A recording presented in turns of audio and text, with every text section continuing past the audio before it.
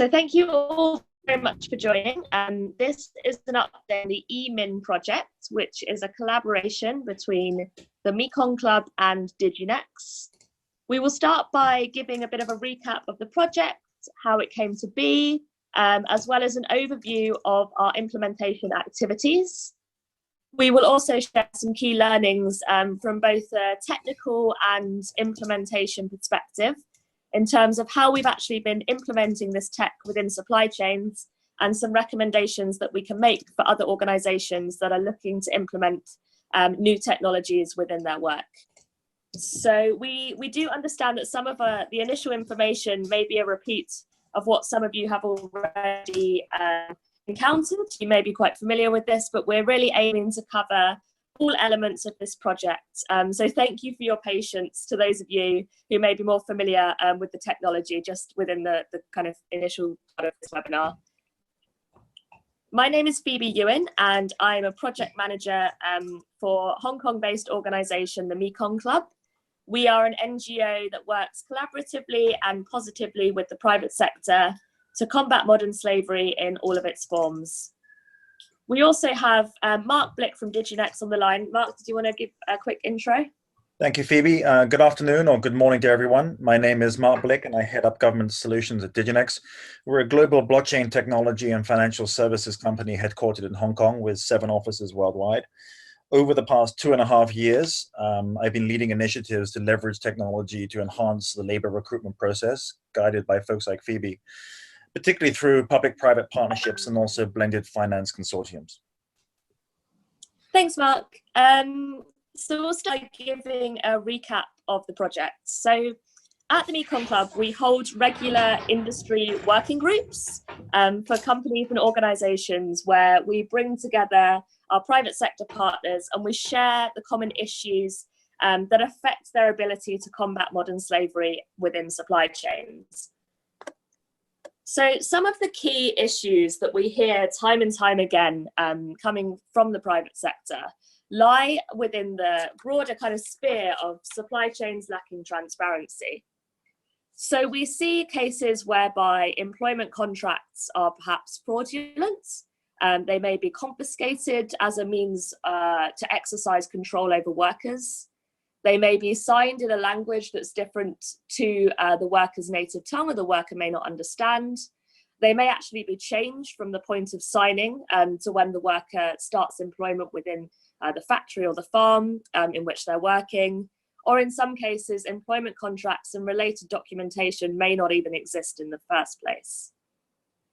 We also see limited visibility when it comes to social audits. So these are the tools that companies really rely on in order to identify problems within their supply chains, within their suppliers, identify labor exploitation and really understand if the products that they're producing are free from any kind of forced labor. Now, this limited visibility makes it quite challenging, especially when we see multiple versions of the truth being presented by some organizations or suppliers. So for example, we may have 2 companies, both of which use the same supplier, but have a slightly different policy when it comes to overtime. Now, the supplier may simply present different versions of the truth to these 2 different companies in line with the policy that they expect to be seeing. So there's often a lack of consistency between these types of documentation and paperwork. Furthermore, within the supply chain ecosystem, there's multiple different parties. So you have the workers, you have the employment brokers, employment agencies, you may have factory managers, you'll have buying brands, intermediaries, you have social auditors, all of these different parties, and oftentimes there's a lack of trust between these stakeholders. We can't always guarantee that the information that we're being presented by stakeholders within the supply chains is accurate and and is without fraud. There's also a lack of oversight in supply chains. So oftentimes companies, large buying brands, will have multiple first-tier suppliers, up to thousands of first-tier suppliers, and many of these will have hundreds of suppliers of their own. You can see how very, very quickly this gets very complicated for those organizations looking to track where their products have truly come from.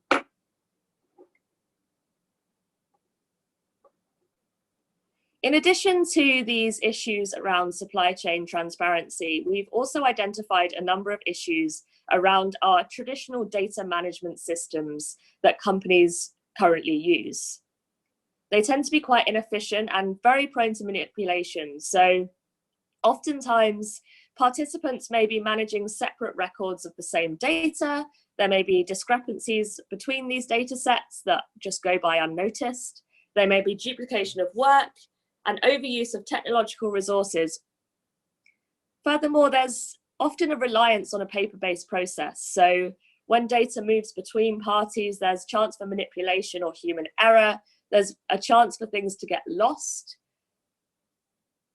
And there's often inconsistencies within the data. So as we mentioned before, users may be presented with several versions of the same data, several versions of what is considered to be the truth, or they may receive information in an untimely manner, making it simply too late to act on issues as they arise. So these conditions around data sharing and data security, as well as issues of supply chain transparency, can lead to widespread undetected cases of exploitation, and in the very most extreme cases can lead to modern day slavery. So workers, excessive recruitment fees, they may find that their wages are not the same as the wage they were promised when they were recruited. They may be working excessive overtime. They may be finding that their wages are being deducted from to pay for things like rent by the factory. Often this leads people to fall into cycles of debt and violence. And this permeates through supply chains globally, and it impacts virtually every industry in the world currently. We estimate around 40.3 million men, women, and children are currently in situations of modern day slavery, and many more are experiencing temptation within their employment. Naturally, this is a hugely devastating reality for the people involved. It also poses a huge challenge for companies themselves. So think about the reputational and consumer perceptions, the risk there. If a company is to find or have found to have had modern slavery within their supply chains, this can change consumer perceptions of the organizations completely forever. It can drive consumers away, drive consumers to competitors that are perceived to be more ethical in their practices. It can also result in monetary fines. So there's increasing legislation that's coming out, the UK Modern Slavery Act, the Australia Modern Slavery Act, that are increasingly holding companies responsible to ensure that their supply chains are free from modern day slavery. Along with this legislation, there are increasing reporting requirements and expectations of companies. Also, companies that don't have complete oversight over their supply chains and may have modern slavery risk within their supply chains leave themselves vulnerable to have their goods confiscated by customs, particularly in the US. Recently, we've seen some large imports being confiscated because they cannot be guaranteed to be free from modern day slavery. So you can see businesses must care about this issue, not just because it's the right thing to do, which it is, and because of the huge human risk, but also the huge business risk that it poses to their operations. So what is blockchain technology? The eMin platform uses blockchain technology, and I'm sure many of you are quite well versed in this technology. Many of you may be totally new to the technology. We'll keep this definition fairly high level, but we can certainly address the intricacies during the Q&A session if needed. So blockchain is a digital ledger of economic transactions that can be programmed to capture not just financial transactions, but also essentially any transaction of value. So when we talk about these transactions, we may be talking about the sharing of information, or the sharing of data, or the sharing of documents, for example, as a transaction. Now you can see here, these two diagrams, the difference between a traditional data exchange and a blockchain-based system. Within the regular data exchange on the left, you see multiple parties. So this may be similar to the multiple parties that you get within a supply chain ecosystem. as we've mentioned before, the workers, the auditors, the brands, the suppliers. Within the regular information exchange system, you see multiple channels of communication. So there's multiple different avenues going on here between the parties. You also see a potential for a lack of trust between these parties, because each one of these parties can't see all of the information that the others can see. This process is also highly inefficient and highly prone to human error, as well as being prone to fraud, as one bad actor within this party can be passing on incorrect information to the others without the whole ecosystem being aware of this. Now, if we look at the blockchain-based system, we can see there's a decentralized record, these blocks in the middle, of all of the transactions that all of the parties have undertaken. And all of the parties in the ecosystem can see the same version of this. Any change is reflected for everybody to see. So every time there's a new transaction, everybody can see this update. This removes the need for multiple channels of communication, and it removes the need for intermediaries, as this is a decentralized system. And it brings greater trust, transparency, and security to the process, as we can say with confidence that the information that we're looking at is the same as the information that our peers are looking at. Now, why is this relevant to the eMin project? So we have built eMin using blockchain technology. Now, to bring this kind of theoretical blockchain to reality, we can take the employment contract as an example. So if we store a record of the employment contract information using blockchain technology, that employment contract cannot be altered without a record being made on the blockchain. So all of the parties in the ecosystem can see X person's employment contract has been altered. It cannot be accessed without permission from the group, so there's greater security there, and it cannot be deleted or cannot be confiscated. So importantly, currently we see issues whereby workers' employment contracts are literally locked away from them. This cannot happen if it's stored using the blockchain. If there was an attempt to delete the contract, it would be stored on the decentralized ledger. So a permanent secure record is made for the worker to then access at any time. Now, blockchain solutions are appropriate when the following 5 criteria are fulfilled. And this is important, we think, because there are many projects out there that maybe turn to blockchain because it's exciting, it's a buzzword, and it's this brand new technology that's cited to be a silver bullet against all of these issues in the world. We're really trying to move away from these kinds of misconceptions and make sure that we're applying blockchain only where it's appropriate.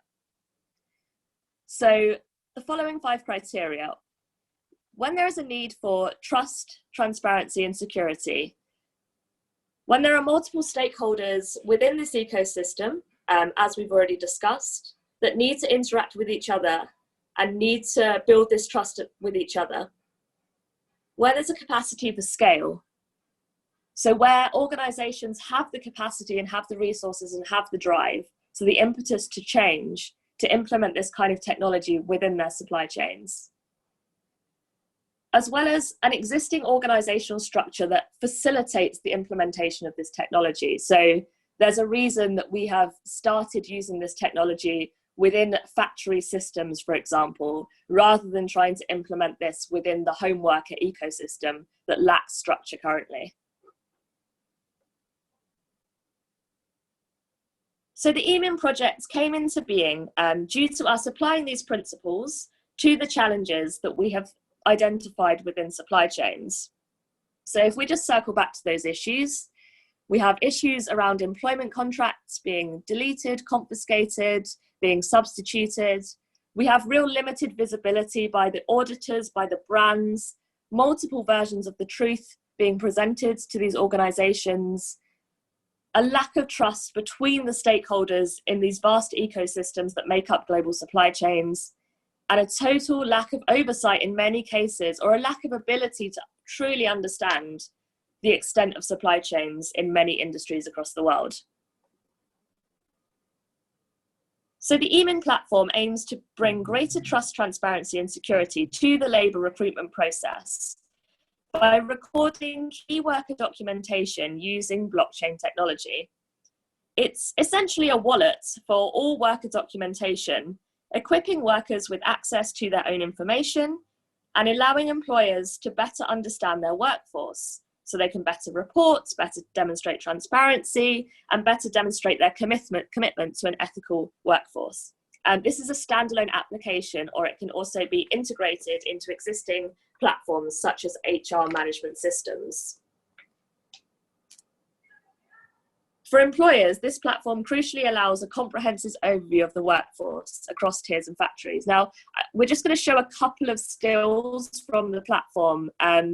I think it's best really experienced in a full-on demo, which we don't have time for today. So if you are interested in arranging a demo for yourselves or your organisation, please don't hesitate to get in touch once this webinar is over.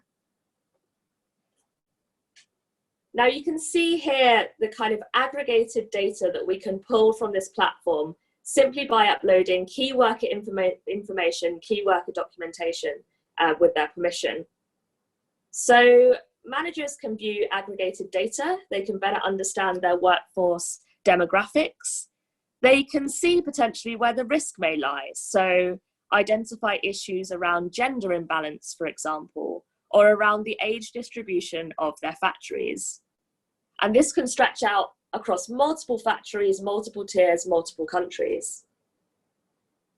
The platform facilitates the sending out of regular questionnaires, so these can be tailored to enrich this data and to tailor the data that we're pulling in as per the preference of the brand or the organisation using the platform. So for example, we may have a data set that is recorded at worker onboarding around key worker demographics, where they've come from, where they're going to, their age, whether they've paid recruitment fees, things like this. And then throughout the worker's employment, we may push forward further questionnaires to record grievances, for example, to understand their experience, to understand if they're working any excessive overtime, for example. Social governance data can then be extracted to support sustainability strategy and to comply with local labour laws. So, for example, we can use this platform to understand expected overtime, real overtime, and whether workers understand their rights in relation to overtime. Likewise, issues that are raised can be managed quickly due to an integrated case management system, which can flag issues immediately and can then escalate them using the system. So this helps combat current issues that we see within reporting, whereby, say, for example, within an audit, an issue with forced overtime may be raised, but we won't actually be able to remediate and fix that issue for a number of months. So this is just a screenshot of the worker document wallet. So this wallet is unique to each worker. It allows the organisation and the employee to upload various bits of data, such as their employment contract, which can be uploaded and approved by both parties, training materials and handbooks, as well as things like work permits and copies of identification documentation can all be stored here, and where they need to be can be approved by one or multiple people. Here is an example of pushing out a questionnaire to identify key social compliance data around passport retention, around recruitment fees, around document retention, for example. So these can be designed in line, very much in line with things like ILO indicators. And we have a selection of questionnaire examples that we would share with an organisation looking to roll out this platform. Also, finally and importantly, there is an ongoing audit trail as part of this platform. So all of the transactions kind of being referred to in the blockchain sense, so data, documents, agreements, these are all recorded and displayed, and a record of the blockchain transaction reference is also stored within this audit trail, and it's date and time stamped, so you can see every single change that has been made. So overall, this platform has been designed to really benefit all of the different stakeholders within supply chains. So for employment agencies, we're looking to work with those ethical recruiters, ethical recruitment agencies that want to demonstrate their commitment to greater transparency, and demonstrate their ability to share data in a secure way across borders from the country of origin to the country of destination for the migrant worker.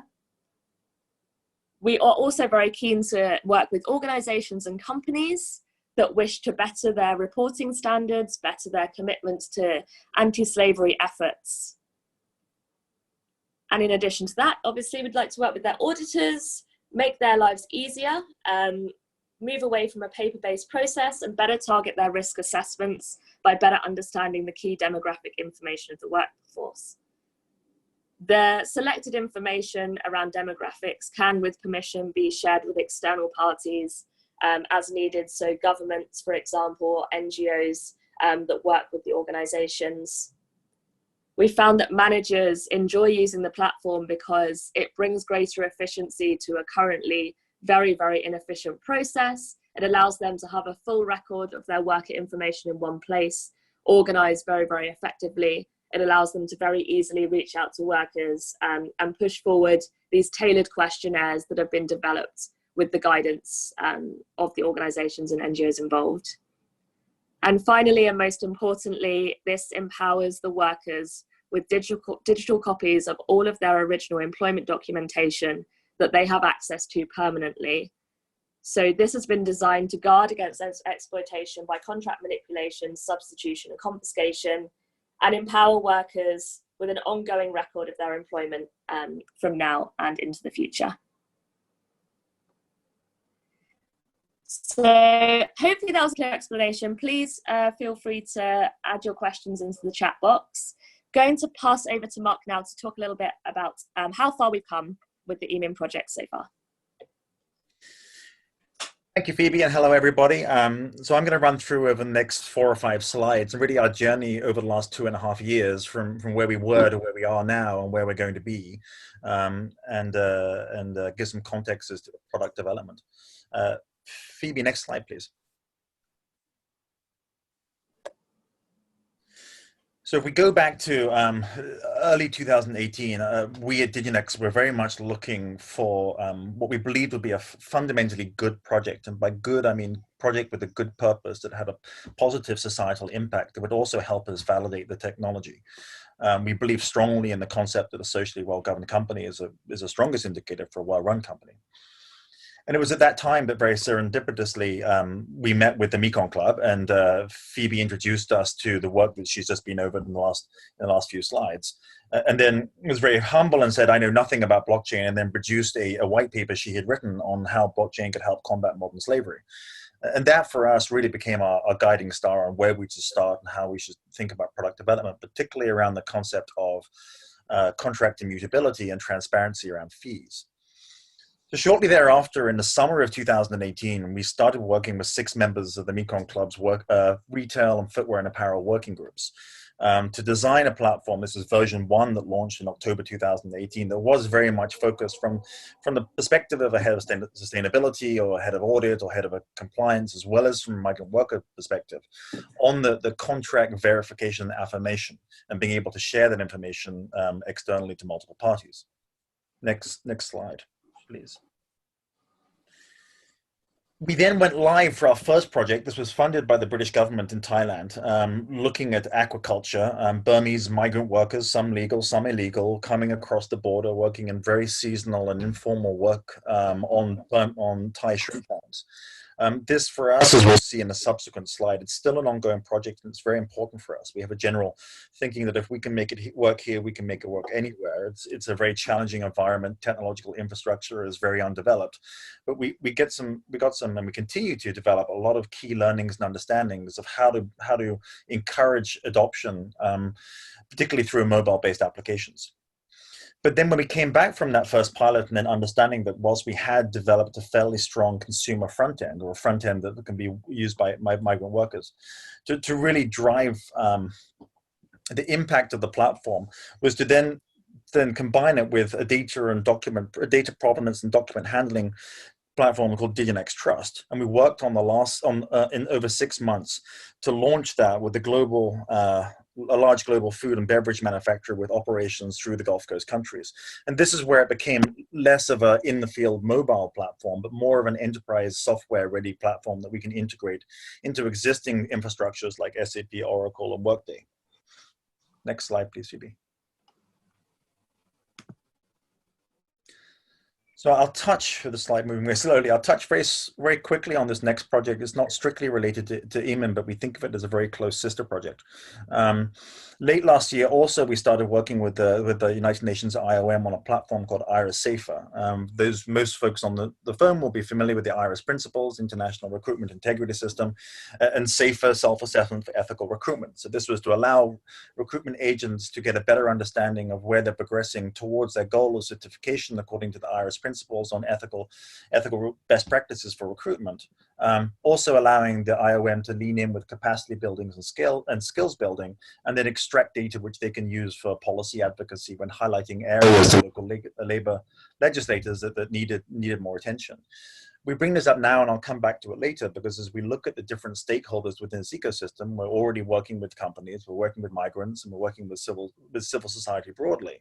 It was important for us to also have a key stakeholder group amongst recruitment agents that migrant workers journey through when passing from country of origin to their end destination. At the end of January, or mid-January this year, so we go back to version 1 of Diginex Trust. That was very much that document handling platform, looking at verification of contracts with some simple functionality around social governance. But I think where the platform is now, and we saw a couple of slides earlier on, and for those folks who are interested, please reach out to us for a demo. It's really transitioned a lot more into a detailed social governance data collection platform, where we've worked with folks like the Mekong Club and IOM to understand what are the key social governance indicators we need to examine. And also importantly, at what stage of a migrant worker's journey do we need to ask those questions? And then how frequently should we ask them? Is it pre-departure once? Is it post-arrival twice? And being able to integrate that into an existing platform that looks at things like contract verification. It then allows auditors and brands to extract that data, as we've seen earlier, for forensic and audit, and to demonstrate adherence either to internal ESG or sustainability policies or to external local labor law legislation. And the case management bit, which is very important in the early learning of ours last year when we started working in the Gulf Coast countries, is that if you encourage good companies to look for bad stuff, they will inevitably find bad stuff and shouldn't be punished for doing so. So built into the platform now is each time there are data points which surface through this process, which don't align with internal or external policies, there's an inbuilt case management platform that allows folks to demonstrate resolution of that, be it around fees or overtime passports or any other potential cases of exploitation. Next slide, please, Phoebe.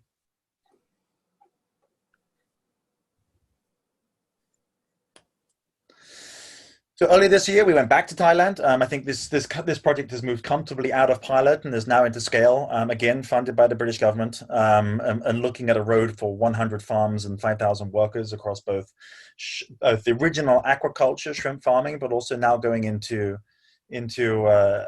sugarcane and then possibly also natural rubber. This again continues to be a challenging project for us, but it's one that we feel that we learn many lessons which can be applied elsewhere.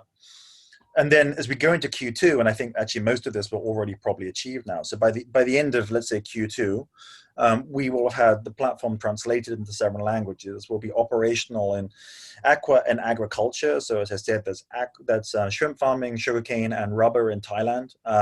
We're already working with a major global food and beverage manufacturer in Bahrain, and that will expand into the other Gulf Coast countries. Working with a global plastics manufacturer in Malaysia, and then starting to build a government-led pre-departure platform. Next slide, please, Phoebe. So a quick touch on where we are, this is where we are currently. I think in the next, let's say, 6 months, I mean, we would have started expanding in Gulf Coast countries, also in India, and I'll come back to that India point in a second. And then within Southeast Asia, expanding through these countries also into Vietnam and Indonesia. I think what's been interesting is we've worked not only cross geographically, but also cross industries, as well as the different learnings that we get, particularly from a technology adoption point of view. And I think I covered this in the learning slide later on. That if we look at different ways in which to drive and encourage adoption, let's say an older demographic working in factories in the Middle East and food and beverage interact with technology in a very different way than a younger demographic do working in factories in Southeast Asia, and the way in which we are able to engage with them differs significantly. It's all built off the same platform, but the user interface changes a lot. And similarly for a structured, let's say a structured factory in plastics manufacturing versus working in the field in agriculture. So Diginex Trust continues to be the core of the platform, but the user interfaces certainly vary across demographics, certainly vary across industries, and certainly vary across age groups too. So I also wanted to touch on an area that we've begun to explore. So with a quarter of global asset managers now basing investment decisions on ESG factors, an ESG strategy has the ability to reward and shape company policies and positively impact social and environmental issues. To date, the focus within the investment world has largely been on the environmental, so the E side, with extensive research having been done into certain products, as we well know, and their possible effects on the environment. So from let's say, global warming to deforestation. The topic that we're covering today in modern slavery is one of the most underweighted indicators of the S stream, largely because it's currently the least quantified and therefore attracts minimal investment. At present, there are no standardized criteria for measuring social factors related to modern slavery. And S, the social S, is seriously underconceptualized and fails to draw substantive and procedural human rights standards. And that's despite sweatshop scandals resulting in an average loss of $60 million per bad news that was exposed. And I think Phoebe covered this before, the loss of preferential customs clearance being called out by Ricky Gervais at the Golden Globes, whatever it may be. There's a significant cost of being caught with cases of exploitation. Furthermore, as we well know, S is not investor focused, meaning it lacks quantitative indicators. And studies have shown that an access to 1,700 S indicators across 12 reporting frameworks found that only 14% of those S ratings targeted investors as the primary audience versus 97% of E and 80% of G ratings. So as we see, already a significant ESG market, which will only increase exponentially over the next 5, 10, 20 years. The underweighting of S means there's significant progress to be made. And working together with the Mekong Club, who have developed a comprehensive set of modern slavery indicators, our work through eMin and Diginex Trust will facilitate the investment process and in turn reward and recognize both responsible companies and investors. Phoebe, back to you, I think. Thanks. Thank you, Mark. So this project's been really, really interesting to us for a number of reasons. And one of them is that there's not really anyone else that's doing the same thing to the same scale out there. So it has felt very much like we have been entering into the unknown. And as part of this process, we're really, really keen to make sure that we're continually sharing our findings, sharing our mistakes, and sharing our successes when it comes to implementing this kind of innovative technology within supply chains. So here are some of the learnings that we've gathered from an implementation perspective. One of the most important learnings is to engage all stakeholders throughout the design process and develop a really continual feedback mechanism for all stakeholders and all parties that will be using the technology now and into the future. Now, we learned this lesson quite early on within our first pilot in Thailand. In developing the initial workflow, we had consulted with brands, we'd consulted with CSR managers, with procurement people, we consulted with NGOs, we developed questionnaires in line with the ILO guidance.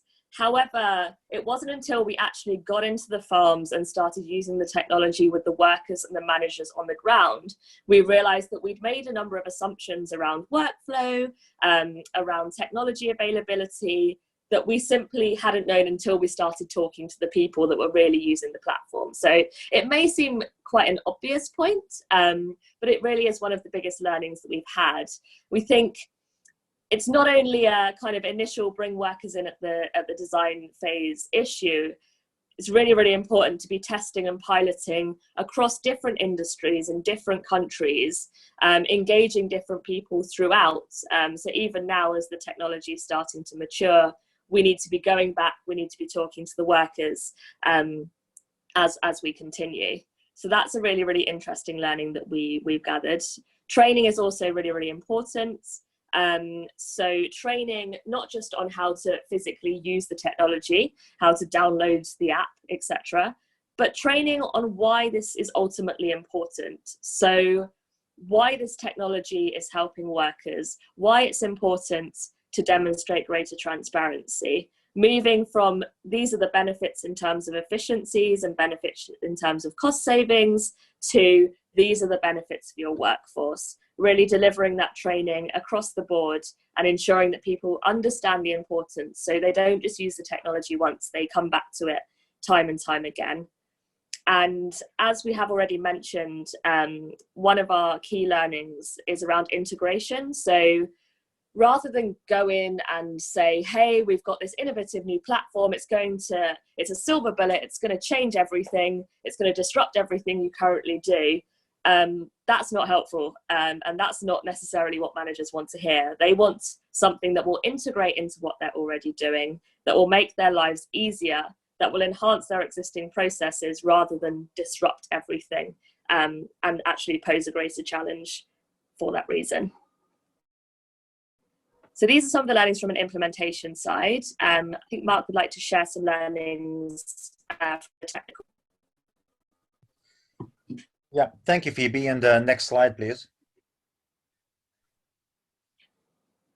So I think I've covered a couple of these already. I'll revisit one or two of them and then talk about some new ones. I mean, I think that the point that dashboards are great, but having surface instances of behavior which doesn't align to internal external policies, there then needs to be, and then what? So what are we going to do about this, and how can we demonstrate that we've done something about it?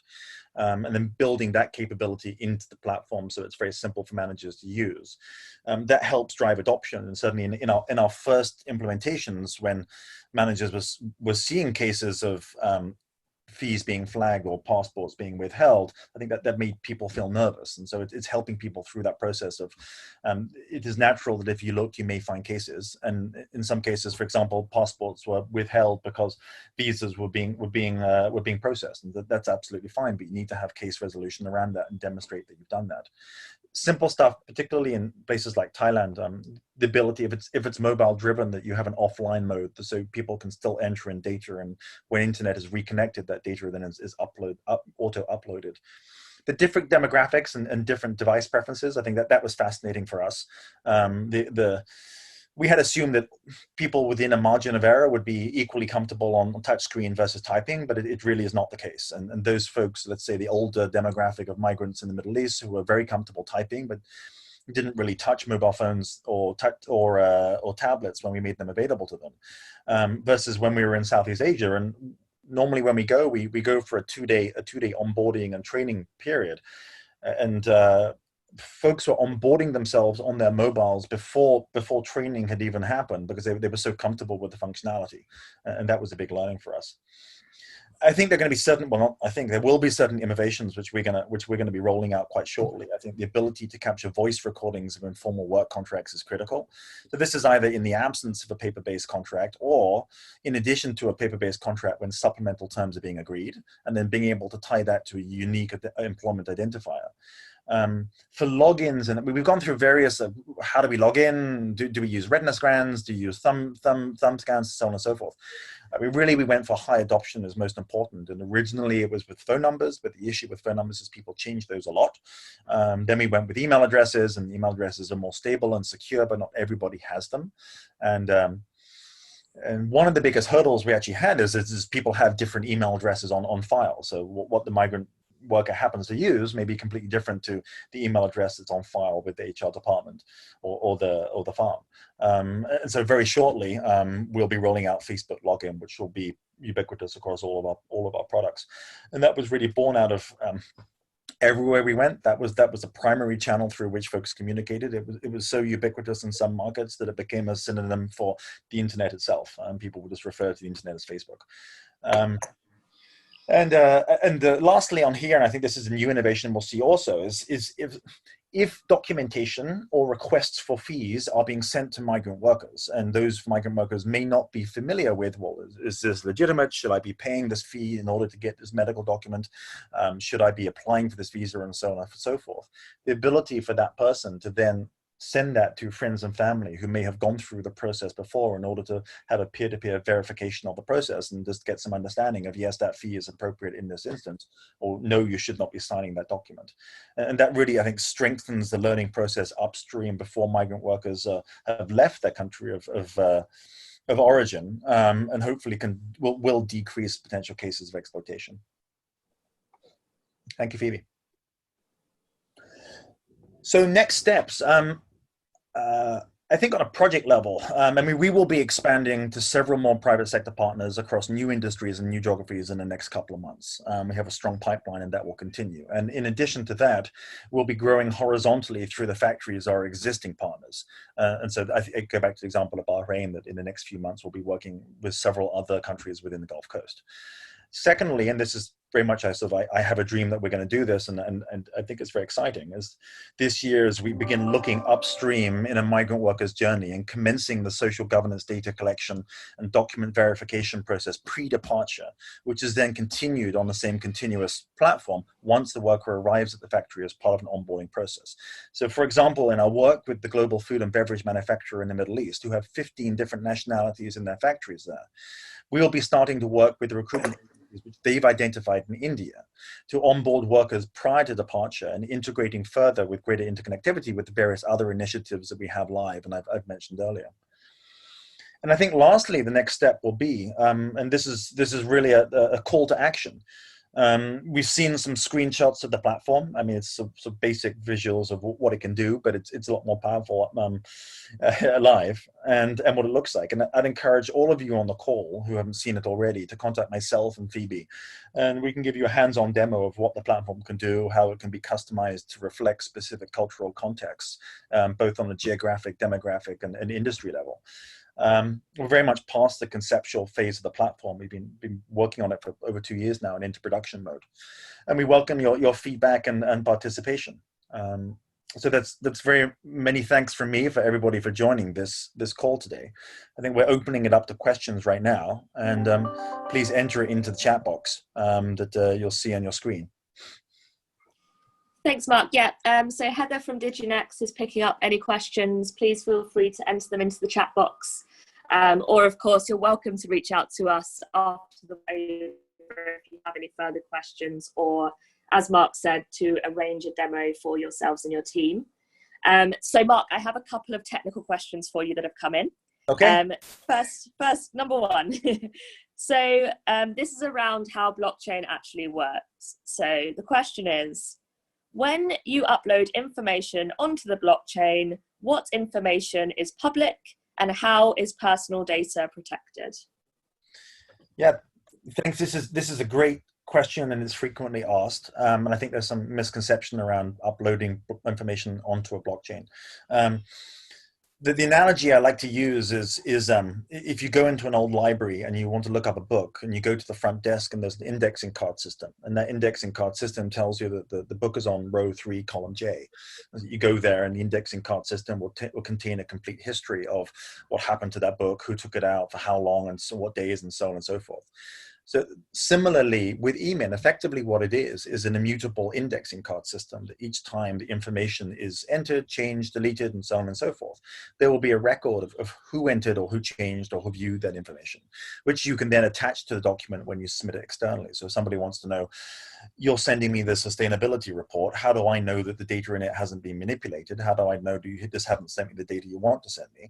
You can attach the immutable audit trail, the sort of figurative indexing card system that helps prove the provenance of the data. So what we're posting onto a blockchain in this instance is the action associated, or the record associated with the action, rather than documentation itself. Of course, the partners that we work with, be they governments, be they intergovernmental organizations, or be they large multinational companies, all have their own data privacy requirements. In many cases, information can't leave the country that we're working in. Many companies will have their own firewalls and so on and so forth.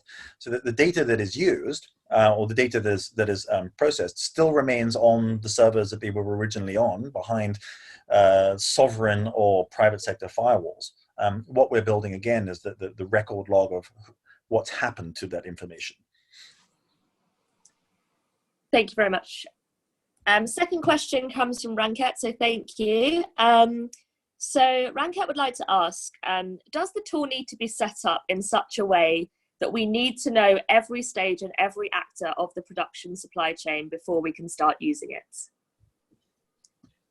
Would you like me to take that? You can take it, and then I'll jump in. So the answer is no. And I mean, much as it would be nice to have one solution that you roll out from start to finish and it covers everybody, that really, as I think we all know, is not the reality. And the strategy that we've had is to identify specific parts of the supply chain or migrant workers' journey that we can focus on, generate depth and transparency in those, and then over time connect them.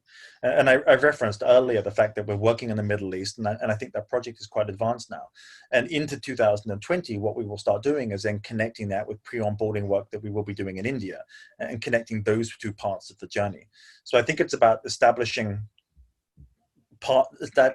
success and transparency in different parts of the supply chain, collecting different types of data, understanding what information needs to be captured at what point, and then connecting those various different parts of the process together over time.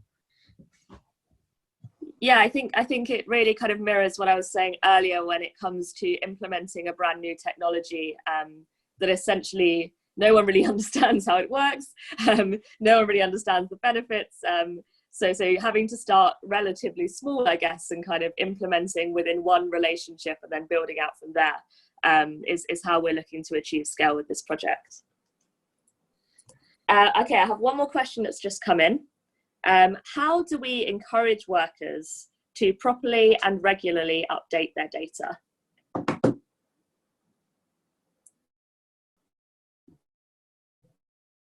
Now, I can take this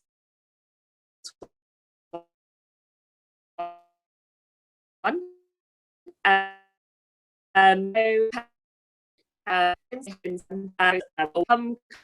Will have for a worker to take on training, to approve a document, etc. These incentives could be a voucher, could be a coupon, or they could be a tick against their name to say that they've done what they need to do.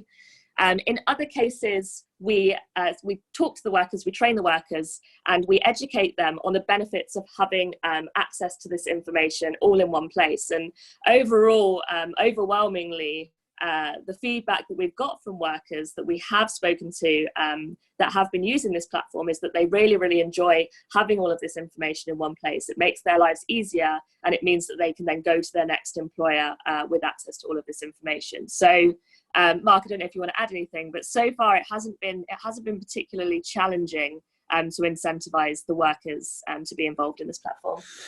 Yeah, I think you're right. And of course, we after each project, we always survey the folks that we work with to understand what did we get right, what could we improve, and the overwhelming responses have been positive from the migrant worker side. I think we have provided incentives. We were quite generous to begin with, and provided 5 gigabytes each time, and so started seeing all sorts of data and documents being uploaded. But really, I think that the efficiency, and so there's a current stage, which is, it's very efficient. I have copies of my passport here, copies of my medical certificates here. There's a link to the company that I will be working with, so I can share everything very safely and easily. I don't need to rummage around for photocopies and so on and so forth. So there's that. Functionalities and features which we are developing, and I think will enhance that, is the ability then to also capture informal work and have that as part of a job history in addition to the formal contracts. And so it becomes just one place in which migrant workers can rely upon to have both formal and informal records of their employment, which they can then demonstrate to future employers. Thanks, Mark, and thanks, Michelle, for that question. We have one more. So this one is from Xinyi. Xinyi would like to know, can we go a little bit more into how eMin can be integrated into existing HR platforms, and what kind of access and information would companies need to provide in order to make this happen? It's one for you, Mark. Okay. So it's what you've seen here, the logos and the branding, that's very much the eMin standalone platform. And when we initially, let's say in a concept phase, when we initially launch, we will work with this. However, if this is to achieve scale, the HR managers don't want to go onto their Workday platform or their SAP platform or Oracle platform, and then also have to go on an eMin platform. It's just duplicate and it's not efficient. So we work with their development and IT team to integrate the technology that we have. So we receive feeds from them and combine it with the platform that we have and the data that we're collecting, so it can be viewed on one user interface. Great, thanks, Mark. So we have one more question coming in. Thank you guys for all of the great questions. How can a worker have access to their employment contract if the permission of the whole group is needed to access the document? This is from Patricia. Did you get that question? Yes. So yeah. the permission of, so the worker will always have access to his or her employment documentation. So we'll mirror real life. If the worker has access to his or her paper contract, then the worker will have access to his or her virtual contract. Permission from the whole group is not needed to access the document. Permission from a wider group within a blockchain network is needed to change the record associated with that document. Now, when we start off a project, we need to understand what type of viewing permissioning structures do we need to build? So who gets to see what? So obviously within the context of employer-employee, it's pretty straightforward. But then even we're now getting into nuances of an employment contract, a migrant worker will always have access to. Records of salary, an employment worker will always have access to. But what happens if now employers, which is happening, want to share internal let's say health and safety policies with workers for the duration of their employment at that company, and when that worker then leaves, they have the ability to withdraw that policy because it's internal information. So you have that different balance of what is always a worker's versus what can be retracted. But then when you start sharing information externally, that becomes more interesting as to who gets to see aggregated anonymized data versus who gets to see individual information. And that's where we work with, I mean, obviously the companies themselves. We work with civil society like Phoebe and United Nations to understand who should be seeing what information and what is appropriate. But yeah, the permissioning of the whole group is needed to change underlying records, not the access to the documentation. The access to the documentation is determined at the outset, and it can be adjusted over time, but that's determined early on. Yeah, so just to kind of further clarify that purely from how this works in practice perspective, when the worker is set up on the platform, they create their own login that's tied to their identity, either through their email address or through their worker ID, or however is best set up for the worker. So they have that login and that is theirs. They have their own password, that is theirs. And then they are always able to use that information to sign in, access their documentation and share their documentation with their friends and family if they so desire to do so. Okay, we have one more question, again from Xinyi. Yeah, thank you, Xinyi. So do we have any examples of how companies have identified bad practices found through the eMin platform and dealt with them? Yes, quite a few. I mean, they've identified what are potentially bad practices, and then luckily through case resolution, they're able to demonstrate that. So go back to that original example. This is before we really integrated the case management functionality, that they were surfacing cases of passports being withheld, of fees being paid in companies that have no fees policies. So this did happen, and I remember very clearly that the company we're working with got a little bit spooked. They're asking these questions and then finding out these answers. And so our key learning is if you are to ask the question, please have a process in place to deal with an answer if it's not the one that you want to receive, as long as you can demonstrate that you're resolving it, and that's tied to the original grievance. So this becomes a combination of asking questions, and also we've now built into this grievance reporting. So for example, if somebody escalates a grievance that the air conditioning hasn't been turned on for a month, similarly there's case resolution that can demonstrate that someone's looked into it and hopefully resolved it, and that's tied back to the original unique employment identifier. So in that particular case around the fees and around the passports was passports had been were not in migrant workers' hands because they'd been handed into the HR department to help them get visas, which is fine, and they were able to demonstrate they looked into it, investigated, and there was satisfactory resolution. And then about fees, and this was another learning for us, is yes, this company had a no fees policy, but fees had been paid by the migrant worker in previous. In this case, the migrant workers had worked for 2 or 3 other companies before their current employer, and fees had been paid prior to arrival in their current employment. So now we're getting more nuanced in asking, and not just did you pay fees, but where, when, and how, and understanding what can then be done about it. Thanks, Mark. Yeah, I think that's actually surfaced a key learning from the implementation side, as you've covered there, in terms of companies actually uncovering data that it's not necessarily malicious practice, but it may just be a case of they haven't thought to ask these questions before. As a result of engaging with this project, not just the platform itself, but the project as a whole, they're learning the kinds of questions, the kinds of best practice examples of the things that they should and could be asking workers on a regular basis. So it's really, really interesting to see how this data is being uncovered, and then subsequently how we can learn from the remediation process, how we can learn how to take this data, learn from it, and move forward, not just in terms of the companies, but wider kind of industry improvements as well. So it's been really, really interesting for us. I think we are out of time. Yeah, there's one very quick question I'll ask here, which came in earlier, and it's a very brief one, so it's easy to answer. Are you using a public or private blockchain? So far, we've used public blockchains. It's not to say we couldn't use private, because I know some companies have a preference for that, but so far we've used public. Great, thank you. So if you guys have any further questions, please don't hesitate to get in touch. We really encourage you to get in touch to organise a demo of the platform for yourselves, for your companies, for your teams. We are here and we are ready to do that. So please drop either Mark or myself an email. Our email addresses are there on the screen. We'll also be circulating a recording of this webinar after the session for you to share within your organisations as well. So thank you all very much for joining. Wishing you all safe and well, and hopefully we'll be speaking to you soon.